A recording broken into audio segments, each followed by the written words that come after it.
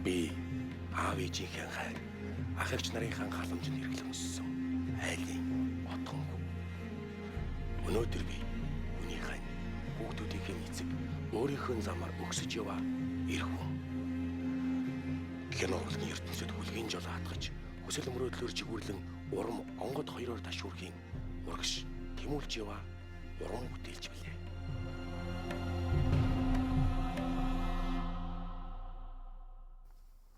Эр амгалан бол гэр амгалан гэж. Тэгээ эр хүн л төвшин ноён нуруутай байж ижил энэ гэр айл өрх улс орон чинь цаашаа явд юм байна л да. Би хүүхдүүдээ зүгээр л нэг одоо ингээл нэг тийм сайн иргэн нэг тийм сайн хүн болж хүмүүжээсэй гэж боддоггүй. Би хүүхдүүдээ нэг хүнд хэрэгтэй хүн болоосай. Хүний төлөө юм хийсэн хүн болоосаа гэж боддог.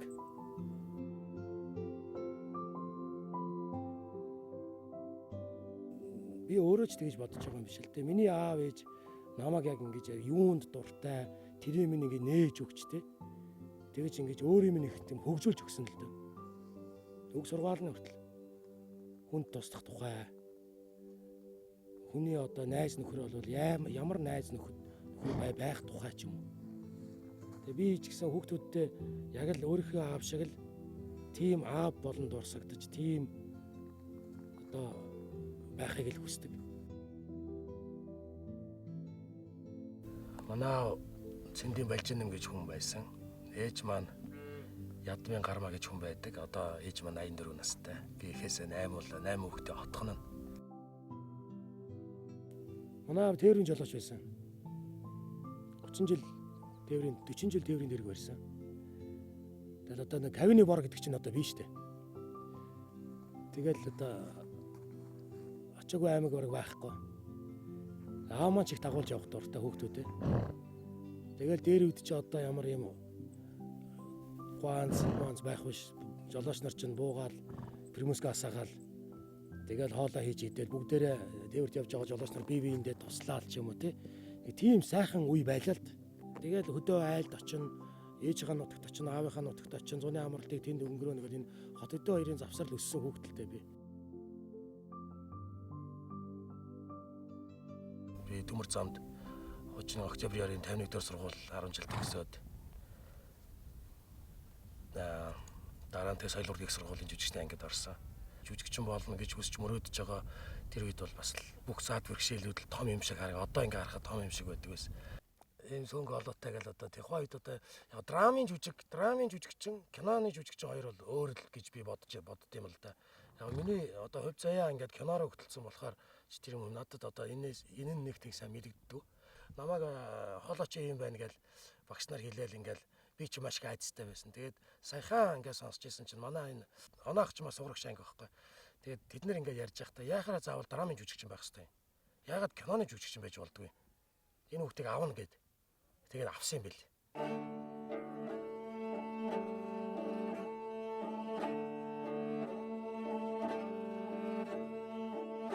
Их сургууль сурна гэдэг чинь одоо ингээд ийм академик боловсролыг эзэмшихээсээ илүү тухайн орчинд нь хүн болж төлөвшөх нь маш их чухал байдаг юм байна гэдгийг ойлгож байгаа. Тэгээ манай ангид бол одоо өнөө үедээ одоо драмын урлагт толгой зохиж яваа болд эрдэнэлэг телевизээс салбарт одоо гантихма юм байдیں۔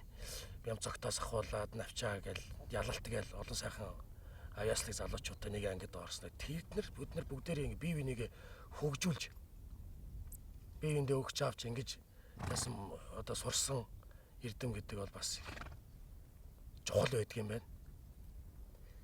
Тэгэд манай тайзны арена багш бол олон багш байсан л да. Урт насан багш байсан, Чамжлуун багш байна, Долгор багш байна, Дуулаачийн ангис Батцэрэн багш байна, Байнда багш байна гэдэг энэ жүжигчний уран чадвар, энэ тайзны яриач гэдэг юм одоо мэрэгжлийн хичээлүүдийг хүн маш олон давтаж, маш олон янзаар олон талаас олон хүнээр хэлүүлж ижил өөртөө суулгаж авч байгаа.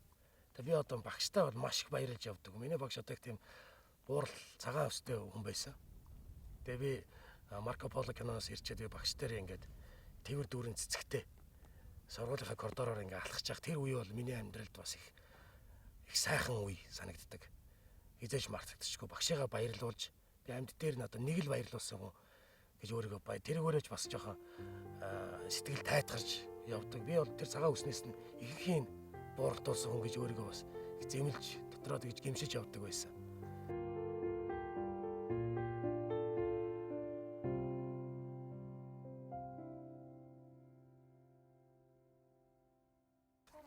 $98 онд сургууль төгсгöd 4-р курст орчоод за одоо яах вэ? Би бол театрын хүн биш юм мэдж байгаа. За одоо кино урлаг гэдэг юм чинь бас нэг хэсэг хаягдсан байсан үе. Тэгэл одоо хэн кино найруулах бол гэж ингээл бодож байгаа ш нэг оюутаа. Тэгээ бодож ийсэн чинь за Бадрууганга кино найруул. За би Бадрууган гэдээ хадаг бариад очив. Намайг нэг киноныхоо нэг жижиг хэсэг авчаач гэж гуй гэж удаад. Тэгээ байж ийсэн чинь харин уулын өсвөдөр киноны пров зарлагддаг байхгүй. Тэгэл ста хазны юм гээд бүгдээрээ манай сургуулийн тэр чигээрээ очив.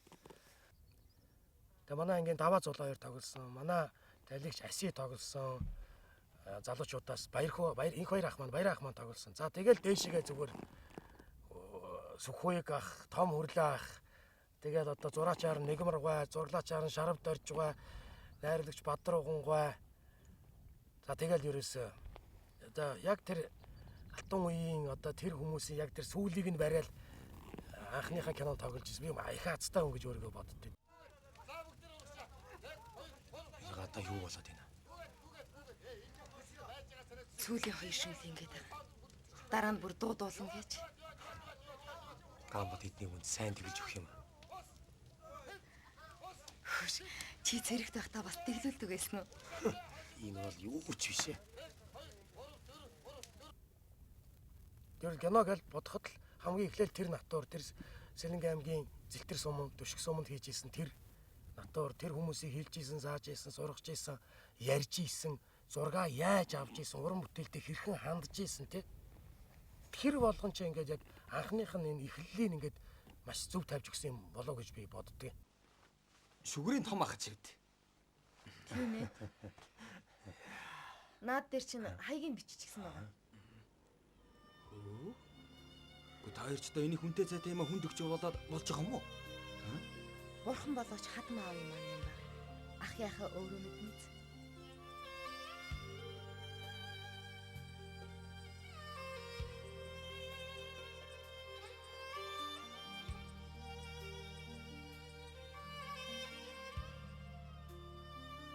Газар үзэгчнүүд тайлж хүнтэй танилцаж нүдэ онгойлгоно гэдэг бол бас залуу наснда үзээд авах хамгийн чухал юмны нэг гэж би бодоод байд.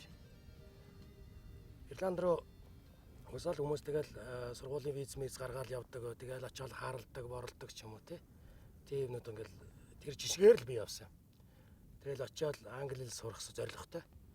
Тэгээ сүүлдээ англи хэл маань сургууль соёлгүйч боллоо. Тэгэл ажил хийгээл хүн ер нь альва юмд юм басах бардам байх гэдэг бол яг бардам зан энэ байх ёстой газараа бас байх ёстой, байхгүй ёстой газараа байхгүй байх хэрэгтэй юм шиг байна.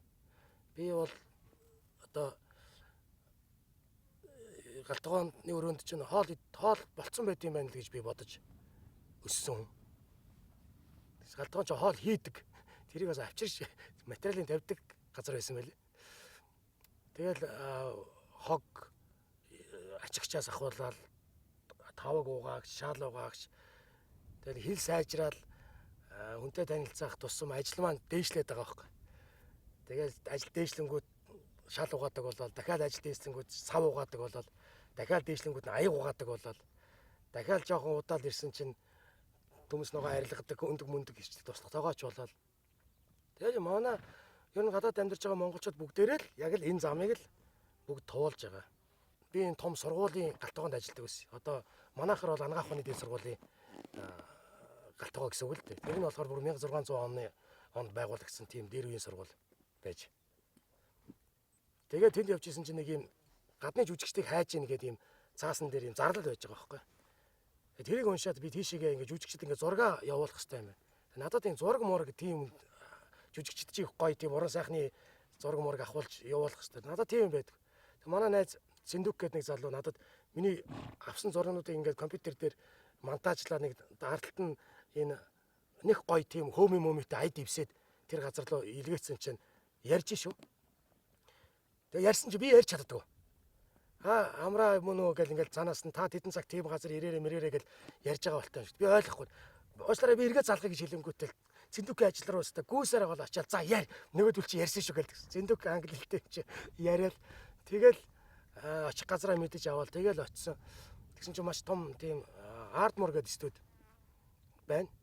Би бодохдоо бас нэг юм том шүүх танхим зураг авч ирсэн. Тэгээд би энэ шүүх танхимыг ашиглаад одоо эдгээр кино хийж байгаа юм байх гэж бодсон чинь эдгээр чи одоо тэр том кино өгсөн газар чинь шүүх хурлаа бариад студ дотор дахиад нэг шүүх хурлын танхим бариад тэгээд цонхроо ингээ гэрэл мэрлээ гадна талаас нь хайж өгөөл ингээл тэгээд нөгөө Пирс Бростон, Джеймс Бонд тоглодог.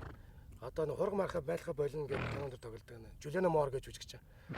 Тэр хоёрын киноны олонний хэсэгт явж ороод тэгээд ингээд кино гэж одоо бүр ингэж хийдэг ажил юм уу гэд бүр тэг чи би чинь бас нэг 7-8 кино тоглолцсон хүн явж байгаа шүү дээ.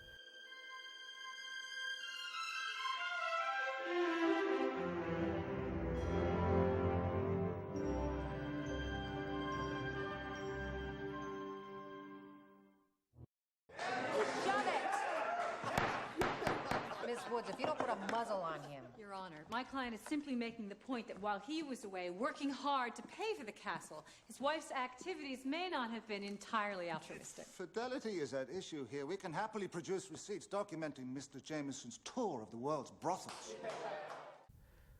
Тэгээ бүр нэстэ соёлын шок нөгөө орк ч л тэнд явж байна. Тэгээ бүр гайхаад ингээд бүр ингэж хийдэг юм уу. Тэгээ бодлоо манай кино үйлдвэр яг л ийм л байсан баг. Тийм ээ? 60 70 80 онд манай кино үйлдвэр яг л ингэж ажиллаж исэн баг. Тэгэл тэнд бол тэр бол надад бол маш их тийм хүсэл мөрөөдөл ийм газар ажиллаж үзэх юмсан. Тэгсэн тийм нэг бяцхан галдуул ассан л да.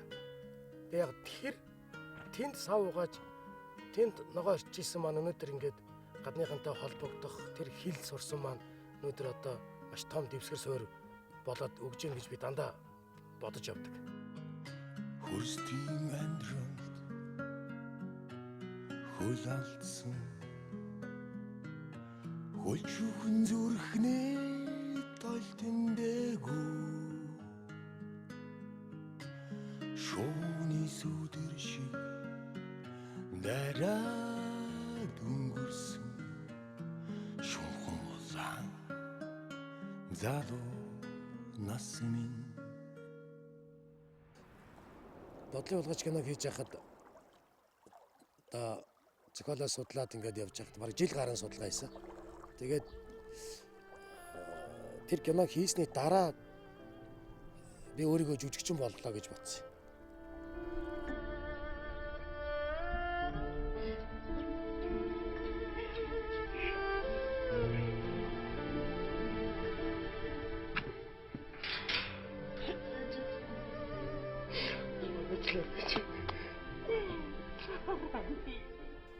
Тэрнээс өмнө жүжигчин хүн гээл тэгэхээр нэг юм худалч гэж байгаа юм шиг сонсогдоод байдаг байхгүй юу? Энэ буруу харьцуулсан юм шиг. Энэ бидний одоо жүжиглэх урлагийн систем бол жүжиглдэг байхгүй юу? Тэр дүр дотроо амьдрдаг байхгүй юу? Хардаа ижээ. Ховор хоосон амьдрал эцс боллоо ижээ. Тэр өгсөн нөхцөлдөө ингэж амьдарч ийж жинхнээсээ тэрэндээ одоо орж өгж ийж дурлж ийж тэрэндээ шатж ийж тэр нэг хэсэг юмыг гаргаж байгаа. Тэгэхээр тэнд жүжигдэггүй байна. Тэнд амьдардаг байгаад байгаа байхгүй. Лаглаг эрдэмтдийг гишүүн болгож авна. Тэгэд хөгшний эрхлэгч чи дэд эрхлэгч. Тэгээ хоёул Америк явна.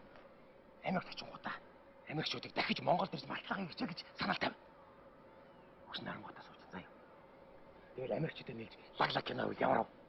Ер нь бидний мэрэгжил бол ингээд их зүрх сэтгэлд ингээд халтаа бас мэрэгжил.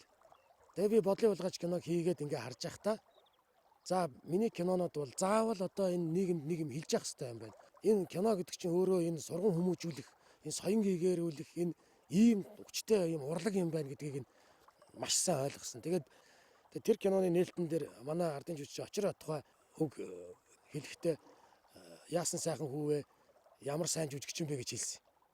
Тэр үг надад маш их тийм урам сургуулаа төгссөн юм шиг надад ингээд санагдчихсан байхгүй. Би одоо л ингээд жүжигчин болж байгаа юм байна гэхэд тэгж л 11 онд штэ. Тэгж бодогдчихсэн. Энэ газарт цаг хугацаа гэж байхгүй. Энэ газарт өчигдөр гэж байхгүй. Маргааш гэж байхгүй. Бүх насаараа урт удаан ганц өдрийг арай ядан өнгөрөөж бараад маргааш гэдэг нэртэй өөр нэгэн зовлонд өнөөдөртөө уулзах юм. Гэтэл би бүхэл бүтэн 10 жилийг өнгөрүүлнэ.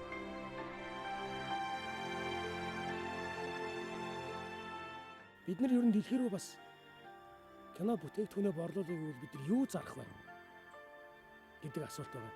Бид нар жүжигчтэй зарах уу, найрлагчтай зарах уу, тэ? Тэгэхээр бид нар очих ёстой юм уу? Очиж уран бүтээлд нь оролцох ёстой юм уу? Гэт олон асуулт гарч ирж байгаа юм л да. Тэгэхээр бид нар авчрах ёстой юм байна. Зохиолол маш сайн гарах ёстой. Яг тэдний стандартаар. Тэгээд зохиолоо бид нар энд хийгээ зохиолыг бичсэн юм чинь бид нар энд хийж ирж хийхээс арга байхгүй.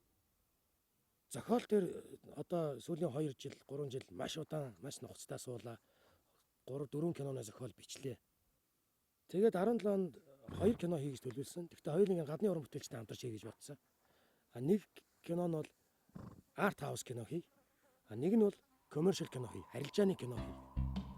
Хөх тэнгэрийн хязгаарт гэдэг Япон, Франц, Монголын хамтарсан тийм кино хийлээ.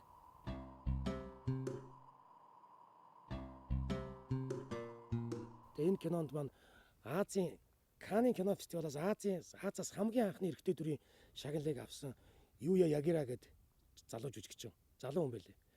Тэгээ хамтарч тоглосон. Франц, Чил, Испани, Австрали, Монгол, Япон гэдэг ингээд уран бүтээлчид оролцсон. 20% зураг авалт нь Японд, 80% зураг авалт нь Монголд Арангаа аймгийн Тариач сум, Улаанбаатар хот. Тэгээд зохиолыг нь бол өөрөө бичсэн. За ийм кино хийгээд одоо ингээд яг монтажныхаа үе шатанд яваад ингээд угаасаа бид нар л хурдан киног их хурдан хийгээд байгаа болохоос ер нь дэлхийн жишг нь бол тийм хурдан биш юм байлээ шүү дээ. За энэ кино маань одоо ингээд фестивалуудад ингээд одоо сайн доо.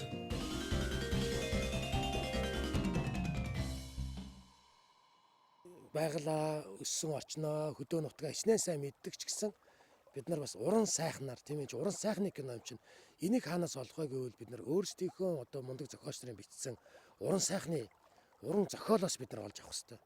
Тэндээс бид нар хинбэ гэдгээ таних хэрэгтэй. Илүү урнаар мэдрэх хэрэгтэй гэх юм уу те. Илүү өөрсдийгөө хараагүйг харах хэрэгтэй ч гэдэг юм уу. Эс эрдэнэ гуайн өгүүлэлгүүд, жаглын лав гуайн өгүүлэлгүүд би унших дуртай. Тэн дээр бол яг ингээд тэр Монгол ах вэ? Тэр Монгол хүний нэг тийм зан характерыг маш томор илэрхийлж гаргаж ирсэн байдаг. Уран зохиол бол яг маш тайлбарлаждаг учраас. Кино зохиолоос өөр нь. Дээрээс нь би бас Чойнонгой шүлгүүдийг унших дуртай. Одоо маш энгийн үгээр маш ойлгомжтойгоор ингээд хэлсэн байж идэг.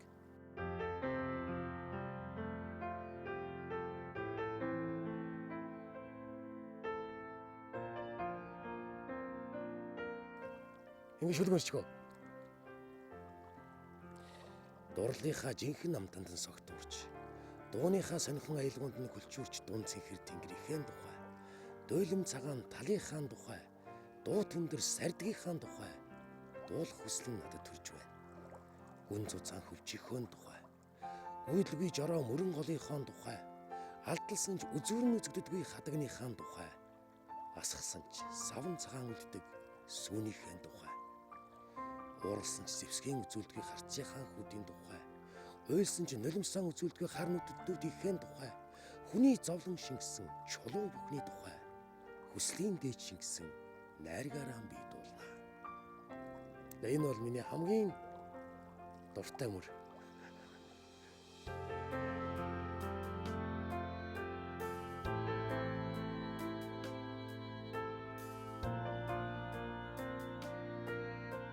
Амралт гэдэг чинь ирч хүчийг л авж байгаа гэсэн үг шүү дээ. Зарим хүнд одоо бясалгал гэх юм уу, юу гэх юм те. Одоо миний тэр амралт бол орой болгон байна.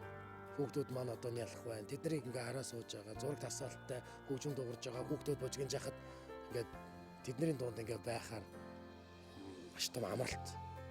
Дээрээс нь би ингээд их нэртэйгээ маш их ярилцдаг. Тэр миний хувьд бол бас маш сайн төвлөрөл болж өгдөг. Эхнэрээ магтахгүй бол ханилсан ханаа хайрлаж урмын үгээр хэлэхгүй бол ер нь ханин байсны хэрэг юу байгаа юм бэ? Миний эхнэрийн хувьд бол санхүүгийн мэрэгчлээ. Тэгээд ингээд миний одоо бид хоёр хамтраад 3 дахь кинон дээр ажиллаж байна. Итгэл тэгээд сая Under the Turquoise Sky гэдэг тэр Art House кинон дээр Mongolian Connection киноны ерөнхий продюсераар ингээд 3 кинон дээр ажиллаж байна. Тэгээд дөрвөн үрийн цаана дөрвтэй хүүхэн байдаг гэж үг байдаг. Тийм ээ, би өөрөө 5 эгчтэй. Тэгээд ер нь маш олон эмэгтэйчүүдийн энэ хайрын дотор ингэж үлгийдүүлж өссөн хүн. Тэгээд би энэ хүний үг их сайн авч сонсдог. Авдаг дан ганц миний зүв байна гэж байхгүй тий. Энэ салбарт би удлаа. За би энэ илүү дуршлагатайч гэж гихсэн юм байхгүй. Кино гэдэг бол үргэлж шинэ байж идэг. Нэг киног дахиад шинээр хийнэ гэж байхгүй шүү дээ. Тэгэхээр чи кино болгон өөр өөрийн төвхтэй, өөр өөрийн замналтай, өөр өөрийн босох тийм замтай байж идэг. Тэрд одоо маш олон сайхан төлөвлөгөө, олон сайхан төслүүд цаашдаа ингээд ирээдүйн маань их сайхан харагдаж байгаа. Хэрвээ одоо ингээд бурхны тааллаар болдог бол тийм ээ. Их сайхан ирээдүй бид нэр хүлээж байгаа. Итгэл минь тасрахгүй. Эцсийн хүртэл явлаа.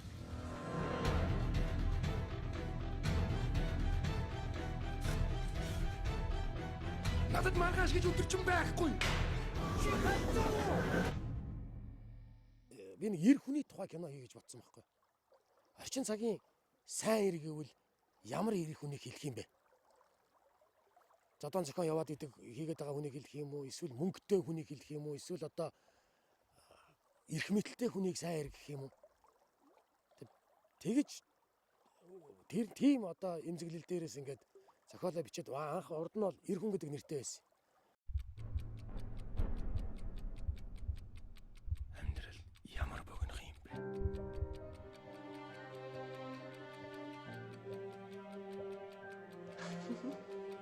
Би энэ амьдралыг дуусгамааргүй байна. Гомдсон ч, ууралсан ч, баярлсан ч тэр аливаа зүйлд итгэж байгаа итгэл алдахгүй байна гэдэг бол. Миний том охиныг мөнх итгэл, дунд охиныг ариу итгэл, бага охиныг гэгээ итгэл гэдэг. Тэгээд би итгэл гэж нэр өгсөн. Тэр охтуудынхаа дөрнөөс ч биш. Ер нь хүний итгэл найдварын тухай. Тэгээд энэ кинонд тоглохын тулд би яг 20 кг жин хайж тоглосон. Би өөрийгөө өвчтэй гэж мэдрэхгүй бол би өөрийгөө бие муутай одоо удахгүй өнөө маргаашгүй өөх гэж байгаа хүн гэж мэдрэхгүй бол үзэгч мэдрэхгүй байхгүй. Би мэдэрч ижил би тэнд үнэн амьдрна, үнэн тоглоно. Багш маань надад хэлж байхдаа за амраа чи сайн тоглоё гэж битээ бодоорой. Үнэн тоглоё л гэж бодоорой гэж хэлсэн. Тэгээ энэ бол маш чухал үг байгаа байхгүй. Би энэ нэг альва нэг хэсэгт ингээл яхад нэвтрүүлэгдэж тэр тий. Би үнэн л ярьж, би үннээрээ л байж, би өөрөөрөө л байхгүй бол би энд ямар нэгэн хиймэл царай гаргаад ч юм тэнд худлаа тоглоод хүн хуураад хүний карманаас мөнгөний аваад киногоо үзүүлнэ. Энэ бол шудраг бус зүйл шүү дээ.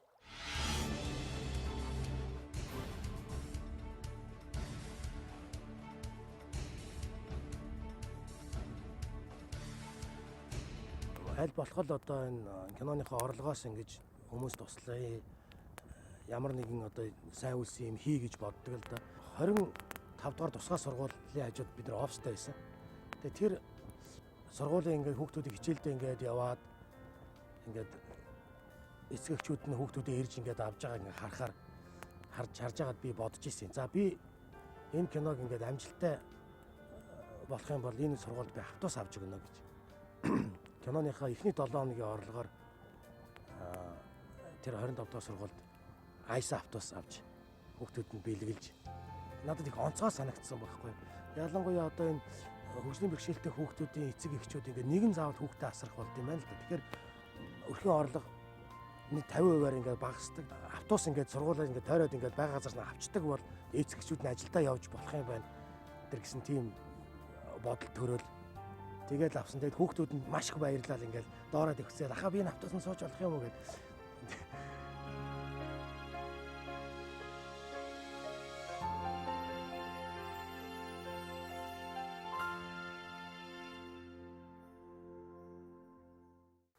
За тэгээд 18 оны он гараад эхний улиралд нь бид нэр Mongolian Connection гэдэг одоо акшн жанрын арилжааны кино гэж болно.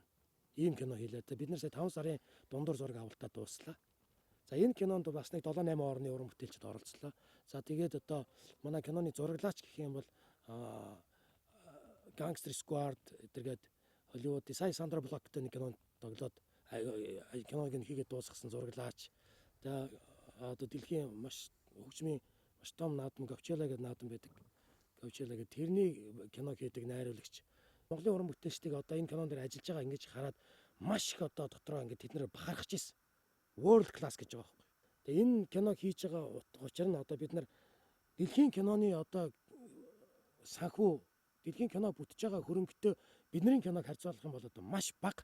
Ийм бага мөнгөөр бид нар бас яг тэнд хийсэн шиг ч адилхан кино хийж болдго юм аа. Монгол бол тийм орон гэдгийг л батлах гэдэг. Тэгээд манай гадныхан одоо ингээд яг бид нар нөгөө нэг make movie гэдээ хийдэг штэ. Киноныхоо баримт киног ингээд хийхэд уйлаагүй уран бүтээлч байгаагүй. Уйлаагүй хүн байгаагүй. Бүгдээрээ Монгол маш өндөр сэтгэгдэлтэй. Монголчууд одоо ямар гоё юм ажилсах хүмүүс байдаг юм бэ? Монголчууд ямар их тийм нээлттэй хүмүүс байдаг юм бэ? Монголчууд ямар их юм төсвөртэй хүмүүс байдаг юм бэ?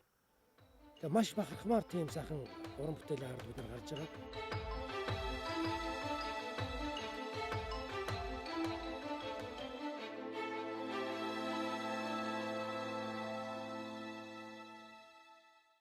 Тэгээ ер нь нөгөө хүн ингээд өөрийгөө таних тухай ч юм уу ингээд тийм ярианы зөндөө байдаг штэ. Өөрийгөө таних, өөрийгөө олж нээх гэдэг юм уу.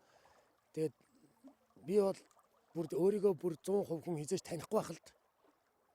Таньдаггүй байх. Хүн өөрийнхөө юу хийж чадах ёстойг л хүн олох ёстой юм шиг байна. Миний нэг баримталдаг юм бол би хинтээ ч өрсөлддөггүй. Баттай өрсөлдөд байхаар баттайгаа цугал байдаг байхгүй. Тэгвэл батын цаана Холливуд байна. Тэрний цаана дэлхий байна. Өөртөө байгаа бүх юм л дайчилж ажиллана гэсэн үг л дээ. Авьяас чадвар чамайг оргил дээр аваачдаг. Гэхдээ тэнд хүн чанаар ирж чинь удаан тогтоод гэж нэг үг байдаг шүү дээ.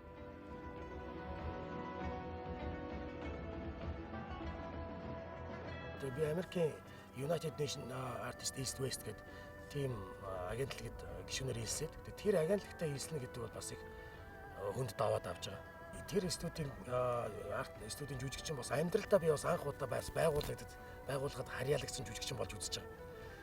Тэгээд тэр маань одоо Марко Поло киног хийх гэж юм гэсэн тийм одоо жүжигчдийг сонгож шалгаруултад түлхээд Пороб гэж ярьдаг штэ. Пороб гэсэн. Маш том хариуцлагын ажил байсан. Одоо яг ингээд Холливуудын кинонд тоглолооч гэдэг юм уу ингээд тэр утгаараа нэр алдарт их сайхан тий одоо хүний амьдрал тохиолдож байгаа жүжигчин хүний одоо хүсэл мөрөөдлийн нэг хэсэгч гэдэг утгаараа ч юм их сайхан байсан ч гэсэн монголчууд ер нь энэ жүжигчний уран чадварын жүжигчтэй яаж ер нь бэлдэж гаргадгийг гэдгийг одоо дэлхийд таниулсан том алхам болж байгаа гэдэг утгыг бол одоо маш авсан л та тэрийг.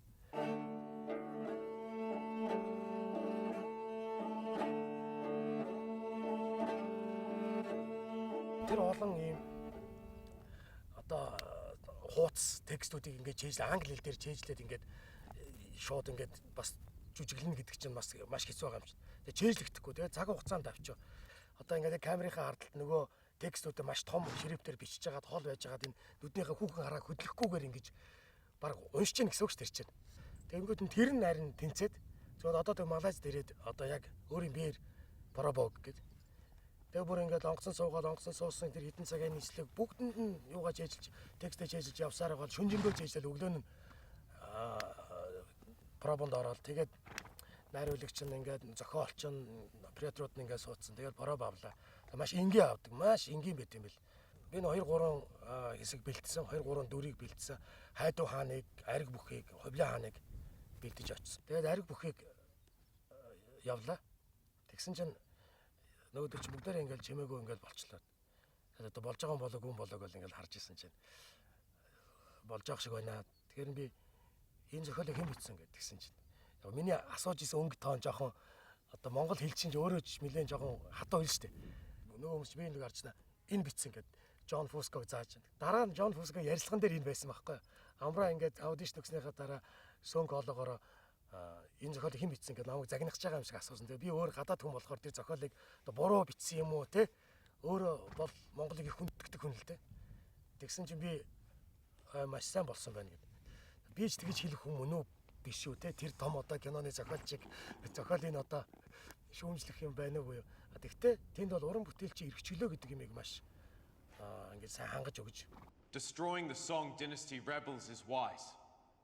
But is it not wiser to let them remain in their walled city, paying us tribute? Яг ингээд хааны ордонд ариг бүх ирж байгаа нэг юм хэсэг байгаа байхгүй.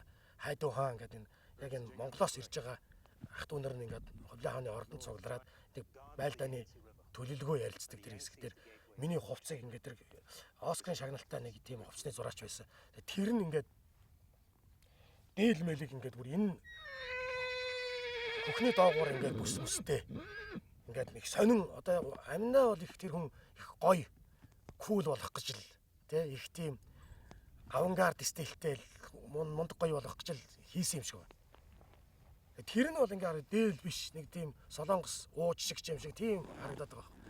Тэгээ энийг би өмсгөө гэд овцны өрөөндөө өмсгөө гэд тэгсэн чинь яага өмсгөө юм бэ ч одоо ингээд батлагцсан овц тэргээл. Тэгээ би нөгөөдгөө өмсгөө байгаалсан. Тэгээд дараа найруулагч орж ирлээ, зураач орж ирлээ, зурлаачдын баг орж ирлээ, продюсерүүд орж ирлээ. Тэгэд яагаад энэ юм баг юм. Тэгээ энэ дээл гэдэг хувцас чи одоо хүртэл бид нар өмсөж байгаа. Энэ бол одоо нүүдэлчдийн хувцас юм байгаа. Олон янзын хэв маягаар одоо энэ дундад Аз тий энэ өмнөд Аз одоо энэгээр ингэж тархсан ийм хувцас. Энэ бидний нүүдэлчд өмсгөтэй бол энэ дундуураа ингэж бүсэлдэг. Энэ маань одоо ингэ салхи савир ингэж хаадаг, морин дээр явхад ийм байдаг. Тэр тусмаа одоо хар орноос ирж байгаа хүн бол одоо бүр Монголоо маш их тийм Монгол хувцас өмсөх ёстой. Тэгээ энэ хувцасыг өмсөж орох юм бол би энэ хэсгээс чи гарья гэд. Тэгээд тэр Оскар шагналтай зураачийг солиод оронд нь өөр зураач авчир тавьж байгаа нэг хоногийн зураг хойшлуулаад тэгээд дахиад ингээд хувцас хийж зурганд орж байгаа. Тэгэхээр яг энэ нэг талдаа тэр хүмүүсийн одоо мундаг одоо мэрэгчлээ соёлтой хандж байгаа нэг хэлбэр боловч нөгөө талдаа бидний одоо энэ түүх соёлыг хүндэж байгаа тийм том хүндтгэлийн хэлбэр байгаа юм л да.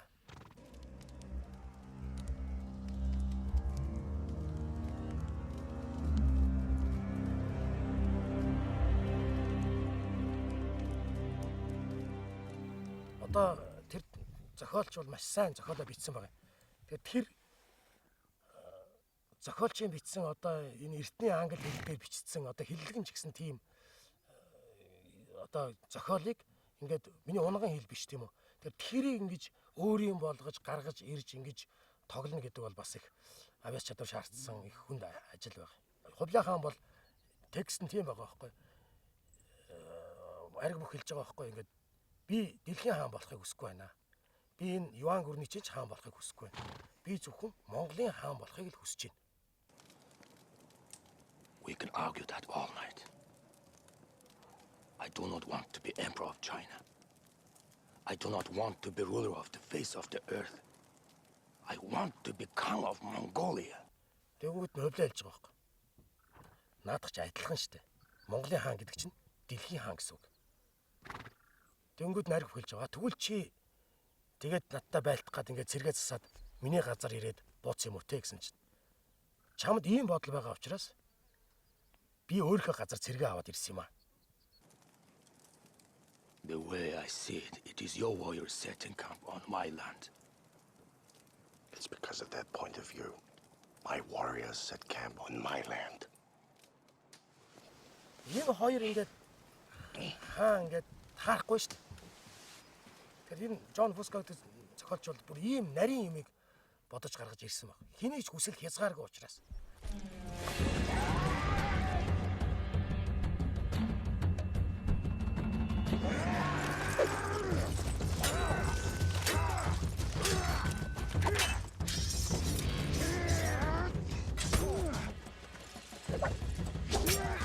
Марко Поло бол монголчуудыг энэ дэлхийд дахинд ингэж маш том сурталчилгаа болж өгсөн. Тийм бүтээл.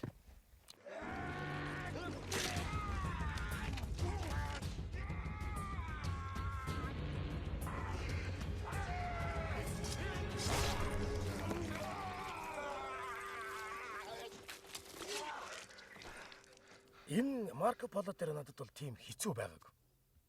Учир нь юу гэхээр би 2006 онд Япончуудын хийсэн Чингис хаан гэдэг Бүртжон гэдэг кинонд зэлмийн дүр тоглолоо. ジェルメよ、措置の作りしやじり、槍にて無数の敵を倒ししよう。天狗に感謝する。 Мөнх тэнгэрийн хүчин дор кинон дээр манай нөгөө Сүхбаатар ах бас зэлмэд тоглосон. Тэгээ би Сүхбаатар очиж уулзлаа. За Сүхбаахаа одоо би ийм юм авчлаа. 4 хоногийн дараа зураг эхлэх гэж байна. Одоо яах вэ гэсэн чинь. За хоёлаа дамжаа багш нар очие гэдэг.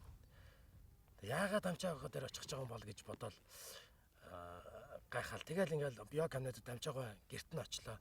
Тэгэл Сүхбаах хэлж байна. За энэ хүүхэд одоо ингээд энэ зэлмийн дүр тоглох гэж байгаа гинэ.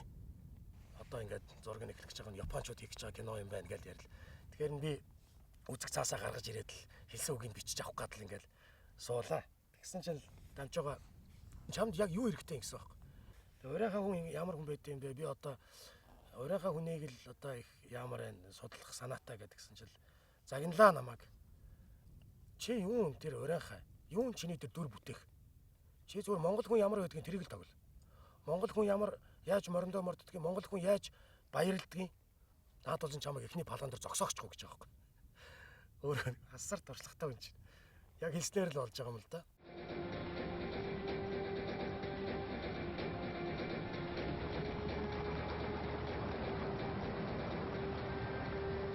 Тэгээд намайг за чи унш.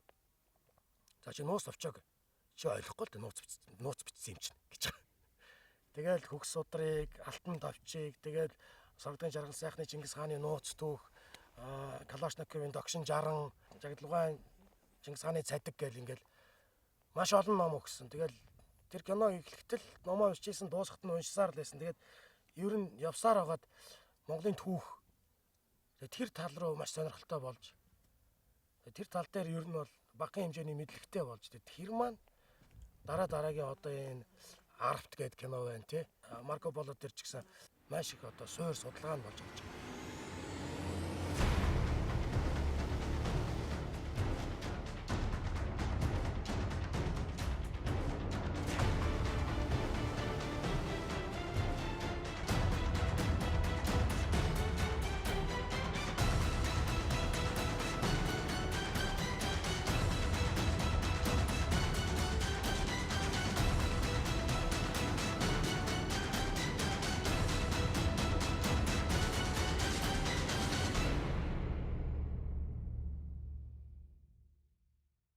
Марко Поло киноны шалгуулалтанд тэнцээд тэгээд эндээс эхлээд Лондон нисээд тэнд очиж энэ толгойнхоо хэмжээг тэгээд үснийхаа ингээд хэмжээг биенийхээ хэмжээг өгөх гэж очиж байгаа.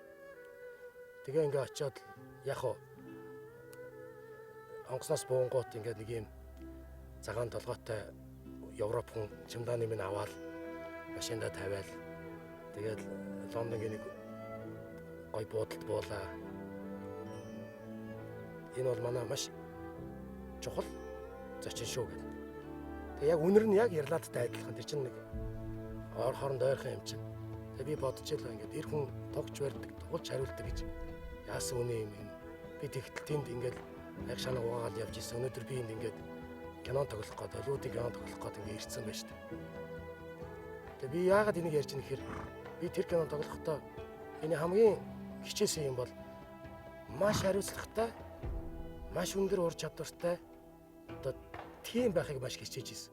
Энийг олон монгол жүжигчин над шиг ингэж үзээсэй гэж би маш хүссэн байхгүй. Би ганцаараа очиж үзчихэд хойч үзэн л дээ. Эцэг нэгэн цагт ойрхон байгаа. Гэхдээ энийг ингээ миний мэдэрсэн шиг бас ингэж мэдрээсэй гэж би маш хүссэн. Тэр хичээж чинээгээр ингээ хичээж энэ кинонд тогсон л даа. Хүмүүс чамайг өнгөрсний дараа юутай байсны чинь дурсахгүй. Хэн байсны чинь л дурсдаг.